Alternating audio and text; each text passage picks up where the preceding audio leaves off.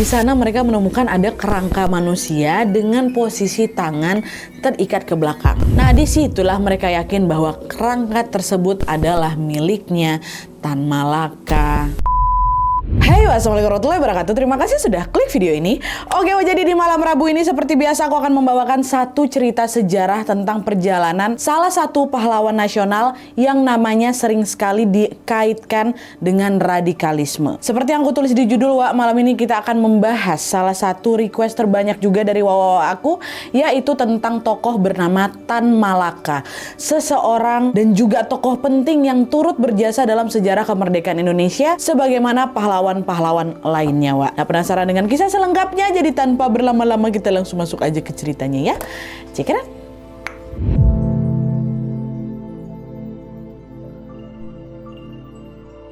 Oke, Wak, di sini aku mau jelasin dulu latar belakang dari Tan Malaka ya. Jadi Tan Malaka ini bernama asli Sutan Ibrahim. Dia lahir pada tanggal 2 Juni tahun 1897 di desa Nagari Padam Gadang di Sumatera Barat. Nah, dia ini merupakan anak pertama dari pasangan bangsawan yang bernama Rasat Caniago dan juga Sinat Sinabur. Dan sebagai seorang keturunan bangsawan, Wak, Tan Malaka ini mendapatkan sebuah privilege di mana dia ini diperbolehkan belajar di salah satu sekolah milik Belanda yang bernama Wijk School yang ada di Bukit Tinggi, Sumatera Barat. Dan seperti yang kalian tahu, pas zaman penjajahan Belanda kan cuma anak-anak bangsawan aja kan yang boleh sekolah kan. Tan Malaka bisa sekolah karena dia memang keturunan bangsawan. Dan selama sekolah di Wijk School ini, Wak, Sutan Ibrahim dikenal sebagai seorang murid yang sangat-sangat pintar dan juga sangat cerdas. Dia ini nggak pernah, Wak, dapat nilai 9. Gak pernah, karena semua nilainya 10, perfect, bukan 9 lagi, 10. Berkat kecerdasannya itulah, Wak, salah seorang gurunya yang bernama G.H. Horensma akhirnya memberikan motivasi supaya Sutan Ibrahim ini melanjutkan pendidikannya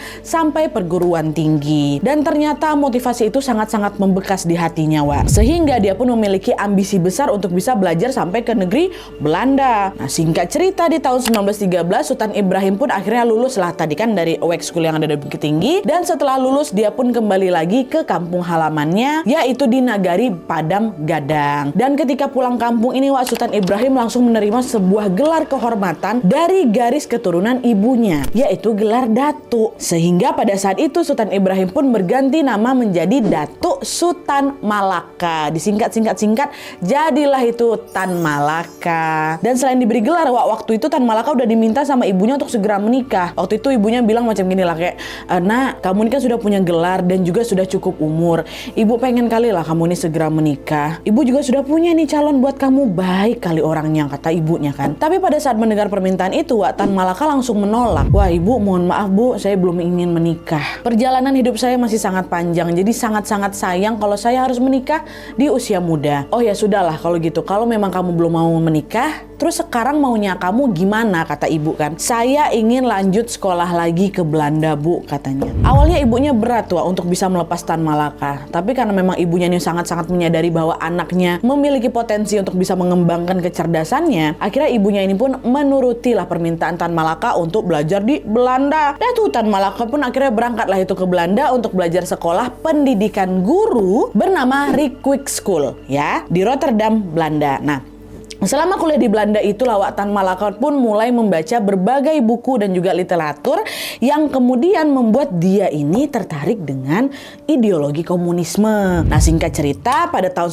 1999, di tahun 1919 Tan Malaka pun akhirnya lulus lah dari kuliahnya yang ada di Belanda itu. Setelah lulus, dia pun lalu ditawari, Wak, sama kenalannya yang bernama Dr. C.W. Jensen untuk menjadi guru bahasa Melayu di sebuah perkebunan kuli di Tanjung Morowak, Sumatera Utara. Nah, mendapatkan tawaran itu Tan Malaka pun langsung senang bukan main, Wak. Dia langsung mengiyakan tawaran tersebut karena dia ini memang ingin memanfaatkan ilmu yang memang sudah didapatkan di Belanda tadi untuk bisa mencerdaskan bangsanya sendiri. Tujuan yang sangat mulia sekali. Dan akhirnya pada tahun yang sama itu juga Tan Malaka pun belayar lah itu menuju ke Tanjung Morawa yang ada di Sumatera Utara. Sesampainya di sana mana Tan Malaka mulai melihat adanya memang ketimpangan pendidikan yang dialami oleh anak-anak para buruh yang tidak mendapat pendidikan secara layak, Wak. Dan hal itulah yang akhirnya membuat Tan Malaka ini menyadari bahwa tidak semua orang seberuntung saya yang memang punya kesempatan belajar karena memang saya ini keturunan bangsawan kayak gitu. Dan selain itu Tan Malaka juga menjadi saksi bahwa penjajah Belanda ini memperlakukan para kuli-kuli tersebut dengan sangat-sangat tidak adil dan juga semena-mena. Disitulah Wak, Tan Malaka ini mulai berani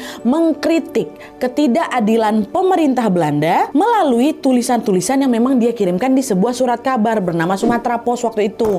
Nah, mendapati tulisan-tulisannya Tan Malaka, Wak, pemerintah Belanda geram pasti kan, nggak terima mereka. Nah, sejak saat itulah Wak, mereka nih si Belanda ini mulailah mengawasi gerak-gerik Tan Malaka yang akhirnya membuat beliau tidak bisa leluasa lagi melakukan perlawanan di situ. Dan karena memang situasi Tanjung Marowa ini sudah tidak kondusif lagi menurut mereka, menurut Tan Malaka, ya kan udah dipantau terus kan. Akhirnya Tan Malaka ini pun memutuskan untuk berlayar ke Pulau Jawa. Ya. Nah, sesampainya di Pulau Jawa, Tan Malaka pada saat itu mendarat di Yogyakarta dan di sanalah dia bertemu dengan berbagai tokoh penting, Wak, dari organisasi SI atau Sarekat Islam. Nah, para tokoh itu siapa? Ada Hos Cokro Aminoto, Darsono, dan juga Semaun. Masih ingat Glenn? Ya. Nah, pada saat pertama kali bertukar pikiran dengan tokoh-tokoh ini, Wak, Tan Malaka langsung rasa nyambung tuh. Akhirnya pada tahun 1920, Tan Malaka pun memutuskan untuk bergabung dengan organisasi SI atau Sarekat Islam tadi karena dia merasa bahwa prinsip SI ini hampir sama dengan ideologi komunisme yang memang dia minati. Karena memang FYI nih ya, Sarekat Islam itu memiliki misi untuk bisa mensejahterakan ekonomi masyarakat pribumi, which is sejalan juga dengan komunisme. Nah, terus setelah resmi menjadi anggota SI, Wak, Tan Malaka pun akhirnya menyampaikan bahwa saya ingin mendirikan sekolah untuk rakyat kurang mampu, kata dia. Nah, mendengar keinginan itu, para tokoh SI sudah pasti langsung mendukung penuh ya kan. Dah lah tuh, bahkan Darsono, Wak, salah satu tokoh SI tadi langsung menyiapkan sebuah bangunan kosong yang ada di Semarang yang akan digunakan sebagai lokasi sekolahnya Tan Malaka. Dah, pakailah bangunan itu gitu kan. Singkat cerita, akhirnya sekolah rakyat yang digagas atau dibangun oleh Tan Malaka ini pun resmi dibuka. Pada saat itu sudah pasti rakyat pun merasa sangat-sangat terbantu karena mereka bisa mengenyam pendidikan dengan biaya yang sangat murah. Dan ya sudah, seiring dengan berjalannya waktu, sekolah itu pun berkembang dengan sangat pesat sampai-sampai Tan Malaka ini diminta untuk membuka cabang sekolah di wilayah lain. Tan Malaka senang lah, dia pun akhirnya menyanggupi permintaan itu. Dan dia diketahui mendirikan sekolah rakyat lagi di wilayah Bandung, di mana pada saat pendaftaran pertama baru aja dibuka nih, Wak, ya, ada sekitar 200 orang murid mendaftar. Pokok antusias sekali lah rakyat waktu itu, pastilah, Wak. Kan biasanya dulu yang boleh sekolah cuma anak-anak bangsawan aja kan, ini nggak, siapapun bisa sekolah di sana. Nah, di tengah-tengah kesibukannya mengajar dan juga mendirikan sekolah ini, Wak, Tan Malaka terpaksa harus menghentikan sementara aktivitas mulianya tadi karena ada suatu kendala yang menimpa Tan Malaka. Jadi, Wak, setahun kemudian pada tahun 1921, organisasi Sarekat Islam yang menaungi sekolah rakyat ini terpecah belah karena memang ada perbedaan pandangan gitulah di dalamnya. Dan organisasi ini pun lalu terpisah, Wak, jadi dua kubu. Ada kubu Islam Putih, ada kubu Islam Merah. Nah, kubu Islam Putih ini dipimpin sama Hos Cokro Aminoto yang memang memiliki fokus ke pendekatan politik agama. Sedangkan kubu Islam Merah ini dipimpin sama sisanya, Darsono dan Semaun, di mana mereka berfokus pada pendekatan komunisme. Nah, di situ Tan Malaka lebih memilih siapa? Ke Hos Cokro Aminoto atau Darsono? Di sini Tan Malaka memilih untuk bergabung ke kubu Islam Merah, Wak. Kenapa? Karena memang sejak awal kan dia itu penganut ideologi komunisme ya kan, Wak. Dan masuklah dia ke kubu Islam Merah ini. Dan tuh akhirnya Tan Malaka pun menjadi anggotanya Semaun dan juga Darsono. Dah masuk ke sana, seiring berjalannya waktu, anggota kubu Islam Merah ini pun semakin banyak lagi, Wak. Disitulah akhirnya Semaun mendirikan sebuah partai politik sendiri yang diberi nama apa? Itulah dia, Partai Komunis Indonesia atau PKI. Sampai kemudian di tahun 1921 itu juga Semaun pun menunjuk Tan Malaka untuk menjadi ketua dari partai itu. Dan semenjak menjadi ketua PKI, Wak, Tan Malaka pun jadi semakin lebih berani lagi nih dalam menyuarakan ketidakadilan yang dilakukan pemerintah Belanda ya. Nah, dari situlah Tan Malaka pun dianggap terlalu radikal nih. Akhirnya pada bulan Februari 1922-nya, pemerintah Belanda pun akhirnya menangkap Tan Malaka dan mengasingkan Tan Malaka Malaka ini ke luar negeri. Tapi walaupun sudah diasingkan, Wak, pergerakan Tan Malaka ini justru menjadi semakin aktif lagi. Dalam hatinya kayak, ya udahlah, kalian nggak apa-apa usir aku dari Indonesia, tapi aku nggak akan diem aja, gitulah mungkin kata-kata Tan Malaka ini kan. Oleh karena itu, Wak, selama dalam perasingan di luar negeri ini, Tan Malaka justru semakin aktif lagi mengikuti organisasi komunis internasional, sehingga namanya pun mulai dikenal sama dunia, bukan cuma Indonesia aja, dunia. Dan selain itu, Wak, Tan Malaka ini juga memikirkan masa depan Indonesia karena dia tuh nggak mau Indonesia ini terus-menerus dijajah sama Belanda. Dan menariknya pada saat itu, Tan Malaka ini nggak cuma berpikir tentang bagaimana cara agar Indonesia ini bisa merdeka aja, Wak, enggak. Tapi dia juga berpikir tentang seperti apa baiknya bentuk pemerintah Indonesia setelah merdeka nanti gitu. Nah, buah dari pemikirannya itu, Wak, pada tahun 1924, Tan Malaka pun menerbitkan sebuah buku berbahasa Belanda yang berjudul Naar de Republik Indonesia, yang artinya apa? Menuju Republik Indonesia. Dan sampai saat ini, Wak, buku itu disebut-sebut sebagai salah satu karya Tan Malaka yang sangat-sangat fenomenal. Kenapa? Karena katanya buku itulah yang menjadi sumber inspirasi bagi Soekarno-Hatta dalam merumuskan bentuk pemerintahan Belanda pada tahun 1945. Ditulis tahun berapa? 1924, dipakai tahun 1945. Visioner kali kan Wak Tan Malaka nih. Tapi sayangnya memang Wak, kiprah besar Tan Malaka di sini sempat terhenti lagi setelah dia menjadi buronan akibat dikhianati oleh bangsanya sendiri. Gimana ceritanya? Masuk kita.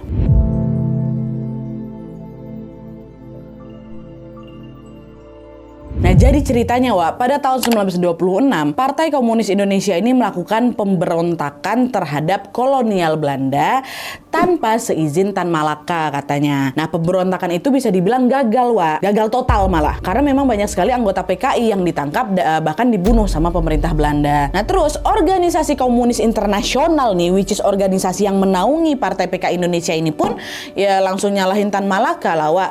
Pengikut kita tuh masih dikit. Bisa-bisanya kamu kecolongan, anggota kamu banyak yang mati gitu loh, kata mereka kan. Iya maaf, kata Tan Malaka, maaf. Karena mereka melakukan pemberontakan ini tanpa seizin saya. Ya sebagai ketua ya kamu harus tanggung jawab lah kalau ada apa-apa sama anggota kamu. Pokoknya dia dimarahin lah, Wak. Nah, selain dimarahin oleh organisasi internasional ini, Wak, Tan Malaka ini ternyata juga semakin diburu sama pemerintah Belanda. Nah, karena itulah Tan Malaka ini pun kemudian jadi buronan gitulah, diburu secara besar-besaran gitu, Wak. Inilah yang akhirnya membuat dia pun jadi berpindah-pindah negara dan memakai berbagai nama samaran untuk bisa menghindari kejaran polisi internasional. Dah tuh, setelah menjadi buronan inilah Wak, Tan Malaka pun akhirnya memutuskan untuk keluar dari PKI. Dia udah nggak mau lagi, Wak, berafiliasi dengan partai tersebut karena dia menganggap dia sudah dikhianati kayak gitulah. Meskipun demikian, Wak, Tan Malaka pun masih menunjukkan minatnya terhadap komunisme sehingga pada tahun 1927 dia pun mendirikan nih sebuah gerakan nasionalis komunis yang dinamai Partai Republik Indonesia atau PARI. Dan FYI, Wak, dia mendirikan Partai PARI ini pas lagi jadi buronan itulah. Singkat cerita, setelah bertahun-tahun melarikan diri dalam penyamaran, Wak, akhirnya pada masa pendudukan Jepang di tahun 1942, Tan Malaka baliklah lagi ke Jakarta, Wak, karena kan udah aman nih dari Belanda kan. Dan sekembalinya dia ke Indonesia, Wak, Tan Malaka pun mulai menulis berbagai karya sekaligus juga memantau perkembangan politik di Indonesia. Sampai kemudian pada tahun 1945, Indonesia pun akhirnya meraih kemerdekaan kan. Tapi ya itu, walaupun memang sudah merdeka, pada saat itu Indonesia ini masih berada di bawah pengaruh Belanda, ya kan? Mereka kan Belanda ini macam belum mau melepaskan Indonesia seutuhnya nih. Nah, sementara, Wak, di sisi lain katanya Tan Malaka ini menilai Indonesia dan juga wakilnya kala itu which is Soekarno-Hatta justru dinilai tidak tegas dalam menghadapi Belanda. Ini menurut Tan Malaka, Wak. Nah, dari sana lah, Wak, mulailah itu timbul konflik karena memang Tan Malaka mulai menunjukkan ketidaksetujuannya ini secara terang-terangan. Selain mengkritik tokoh-tokoh nomor satu di negeri kita itu, Wak, Tan Malaka ini juga sering memprotes politik diplomasi yang memang dilakukan oleh Menteri Luar Negeri Indonesia pertama kala itu, yaitu siapa? Sultan Syahrir. Tan Malaka menganggap bahwa diplomasi yang dilakukan oleh Sultan Syahrir ini terlalu lemah lagi tuh, sehingga Belanda ini menjadi semakin berani lagi mengintervensi kemerdekaan Indonesia. Nah, saking seringnya mengkritik pemerintah Orde Lama ini, Wak, pada tahun 1948 Tan Malaka pun sempat juga tuh, Wak, di penjara karena dituduh sudah menculik Sultan Syahrir. Tapi nggak lama kemudian dia dibebaskan kembali memang karena tuduhan itu nggak terbukti. Dan setelah keluar dari penjara, negara pun Tan Malaka masih terus mengecam politik diplomasi yang memang dijalankan oleh Soekarno-Hatta. Dan akibat kecamannya itulah pemerintah Orde Lama ini pun menganggap bahwa Tan Malaka ini harus segera ditumpas. Akibat perburuannya itu, Tan Malaka dan para pengikutnya pun melarikan dirilah dan juga berpindah-pindah lokasi-lokasi kan. Dan beberapa waktu kemudian mulailah itu tersiar kabar bahwa Tan Malaka sudah tewas ketika berburu di Jawa Timur waktu dia lagi melarikan dirinya. Tapi sayangnya berita itu belum bisa dipastikan juga kebenarannya hingga menjadi sebuah tanda tanya besar selama bertahun-tahun kala itu. Tuh hilang aja gitu Wak. Sampai akhirnya pada tahun 2009 yang lalu adalah ini seorang sejarawan asal Belanda yang bernama Harry Albert Posey yang katanya berhasil mengungkap misteri kematiannya Tan Malaka. Nah, apa saja misterinya kita masuk ke segmen terakhir ya.